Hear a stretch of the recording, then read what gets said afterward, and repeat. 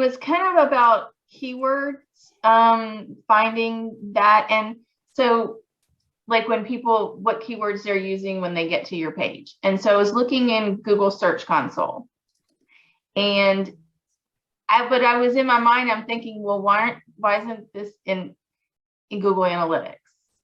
So am I looking in the right place first? And is it in Google Analytics second? And what else do I need to know about all that? So Tim asked a question and he got a long technical answer. You get a history lesson with your answer. I know. I knew I was going to be that when I sent it in. I was like, I need to look through this more. And then I'm just like, I don't know. Well, no, that's fine. So it used to be that Google would give you, hey, this is the page someone landed on. And here's the keyword they used. Yeah. Google decided that is a privacy violation. Okay. And some people were using that information to do for spam. So Google removed it from Google Analytics. That's why there's still a keyword field, but it says not provided. Okay. All right. That is making sense now. Okay. Now Google considers it a privacy violation, but if you're doing Google AdWords, for some reason, if you pay, it's not a privacy violation.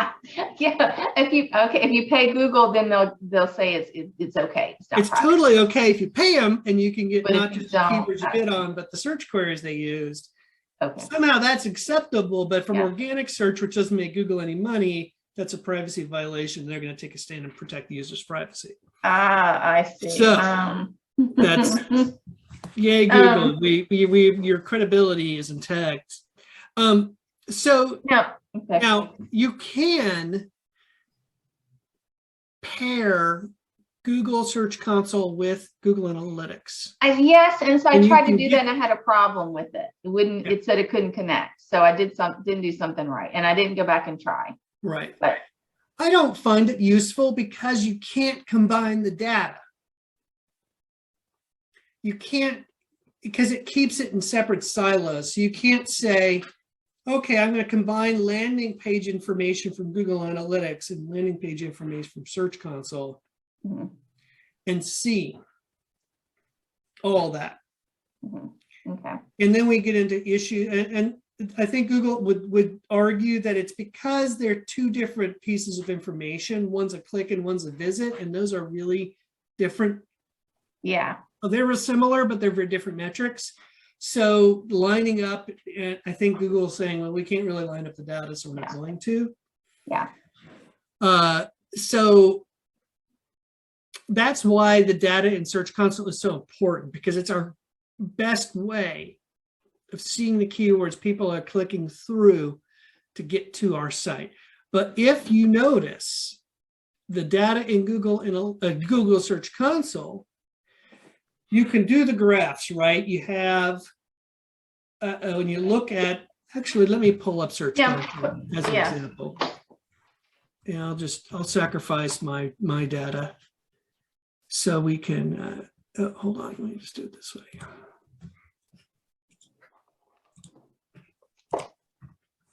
Okay, so getting there.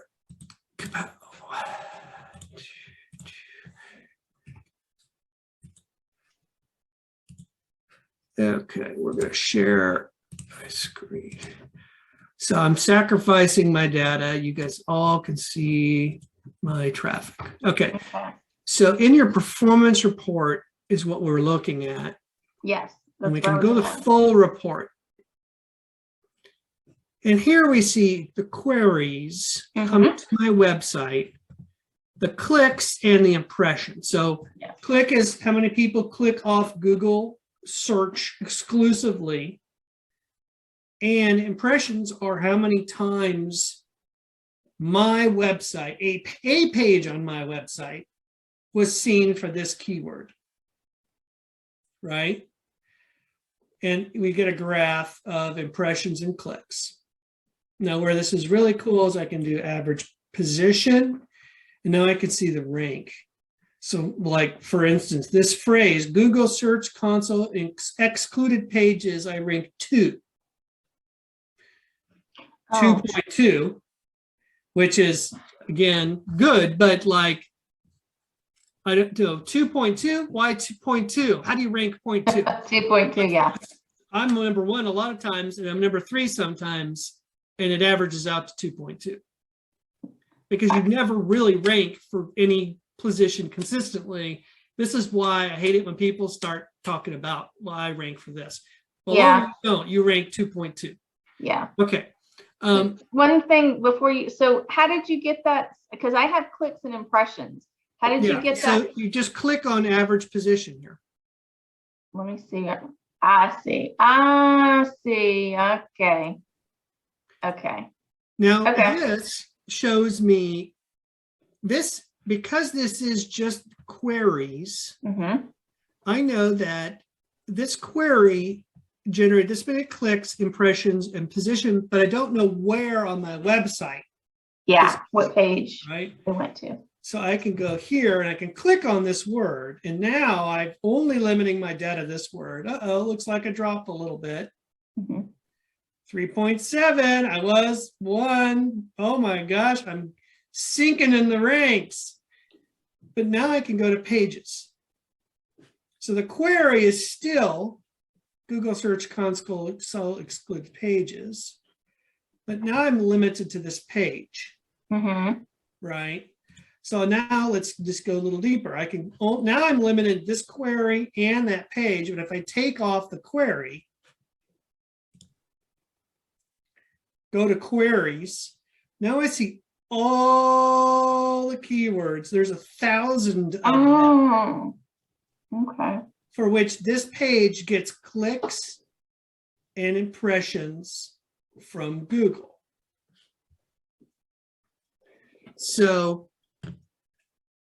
this is like a treasure trove of information. Yes, and I know that it is. And I know that I need to because I've been using it. I just haven't as much as I should.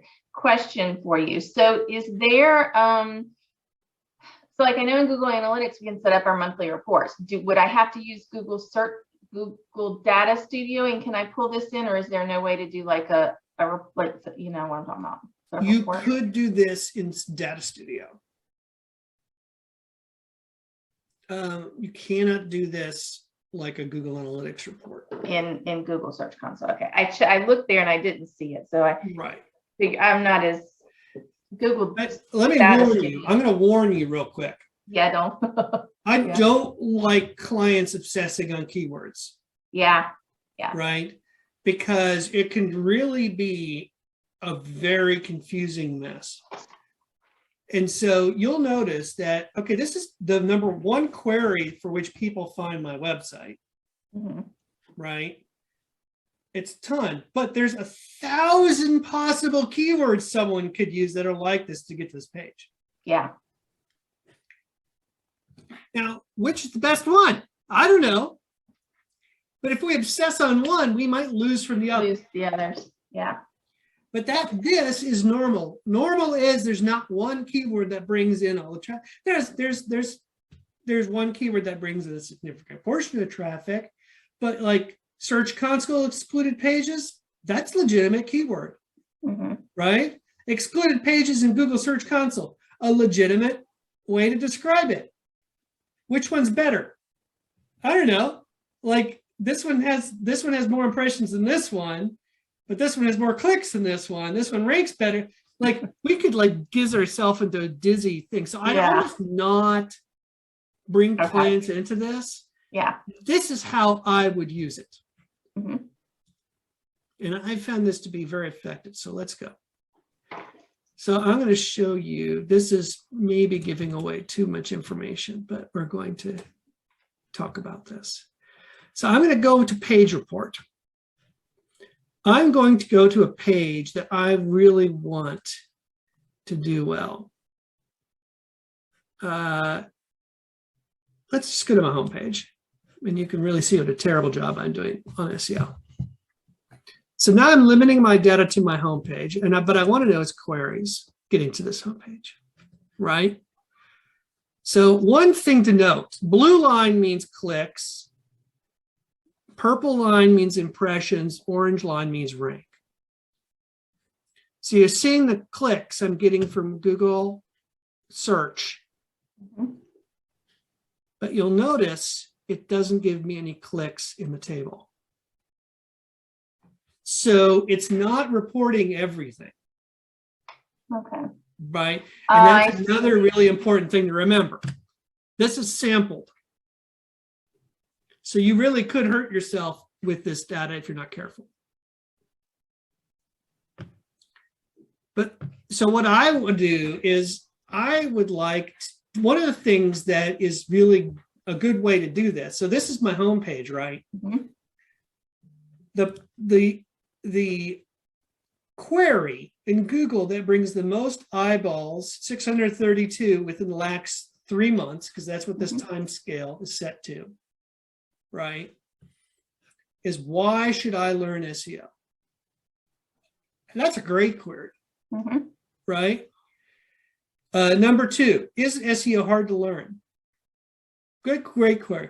Guided SEO. Ooh, there we go. That's a good one. I really want to show up for guided SEO. However, a lot fewer people are seeing me, and I rank around the 69th position. So what I would use this for is, theoretically, I've already done my keyword research, and I know the ideas, the keywords for which I'd like my page to show up. I can use this to double check, because this is real data, not theoretical data. Yeah. And if I decide that guided SEO is what I really want to show up for, I know that, well, there are definitely people looking for it, 317 impressions for my website alone, even though I rank 69.3. So if I could improve this page in its ability to rank for guided SEO, I would see my position increase, my impressions increase, and hopefully my clicks increase. But most importantly, I got customers from it, which this does not show, right? Because this is not Google Analytics. Yeah. So what I'd like to do is every couple of months, I go into this report and look to see, does a page that I have previously optimized for a particular phrase, where does it show up? Does it really getting impressions? Am I getting any clicks? Or do I need to do a little bit more work on that page? Or maybe there's a better word that's shown up here that I should focus on instead. And so then I re-optimize the page for the new words that I've identified. Right? Yeah. So that is assuming I've gone through the keyword research process, identified the keywords, broken that down using the SEO blueprint to say, here's the pages that I'm trying to focus for these topics. Then I've optimized a page for a word that I think most people are searching for. Then I come back here, I can go in, I can just hit page, I can paste the exact URL in here, hit apply, and it will only show me queries to that page and how well I'm doing. So if I want to rank for guided SEO, I've got to do a little more work on the homepage. Now we know that's not only on-page stuff, that's off-page stuff too. I could probably use some more internal links, but I should check the on-page optimization, make sure the keywords on the page in the title tag I've mentioned a couple times. You know, these are really great. Like I think I ask and answer these questions on the homepage. That's why it's even showing up. Yeah. But like, is it a surprise that the site : search or curious ants is number one, yeah. ranks number 1? Yeah. What surprises me is that there's 72 different people looking at that. Yeah. Right. Yeah. But I can go through Curious Ant. Even for Curious Ant, I rank 8.3. Right. Which is one of the things I've discovered about my brand. Mm-hmm. Right. Yeah. Ant's website. Ant's website, right? Ant's, yeah. I rank 25 for Ant's website. Mm-hmm. SEO Learn. Oh boy, I'd love that one, right? Mm-hmm. 94. Right. Get Curious. Totally irrelevant. The Colony. Learn SEO step by step. Oh, yes, please. Mm-hmm. 95. Right. Yeah. So this kind of can help me once I've done the initial optimization to go through this process and see where I need to go. And then what you'll find is your website will get, that page will get more traffic. And if you're getting in front of the relevant people, you're going to get more signups. Yeah. So actually, let's go back to why should I learn SEO? Okay, that's the most impressions, but I don't think that's a keyword that's going to bring more signups. Mm-hmm. They want to know why they should learn. They're not ready to learn. To learn. Yeah. Right? I want them to be ready to learn. That's who I want. I don't really want to have to try to convince you, or at least on the homepage. Yeah. Right? So don't just obsess on, oh, this is the words with the most impressions. This is probably the better. Yeah. Right, Guided SEO. Okay, well, I got some work to do, and I can kind of click on that, and I can see, oh, look, starting to get a little bit more. Mm-hmm. But I bet you this is where I started trying for that phrase. You know, as I was getting nothing, started to get a little traction. Woo! There we go. We're starting to get a little more traction. And that's why it's good to do this every couple months. Yeah. Because it takes Google a little time to catch up. And if I'd given up a month or a week afterwards, well, we wouldn't have made it to this point. And I'm not, but I'm consistently showing. Here it's like there's times when I'm not even showing up. Mm-hmm. Right. Yeah. How do you, kind of a double question, if you don't mind. How does this work into the game plan? Like, what step is this really with? And then you can answer that first if you want. So there's a step called optimize a page. Yeah. This, what I described here is when you go back to this page 2 months after you initially optimize it, this is what you do. Mm-hmm. So this isn't the first optimization step. Yeah. Because when you first optimize a page, as you can see here, this is about when I added this phrase to the page. It still took a couple months for Google to kind of register it. So I could have given up and been very frustrated here. But now we're consistently showing up. I haven't got any clicks for this phrase yet. Well, that's because I'm on the 7th page of the search results. Mm-hmm. Right? So, okay, I just got some more work to do. And I could look at this and say, well, is there on-page opportunities? Do we need to build links with the phrase guided SEO to this page? I bet you that'd help. You know, those things. Mm-hmm. But that's where it fits in the game plan. Was there a second part? There was, but I think I lost it. Oh. But it's okay. Okay.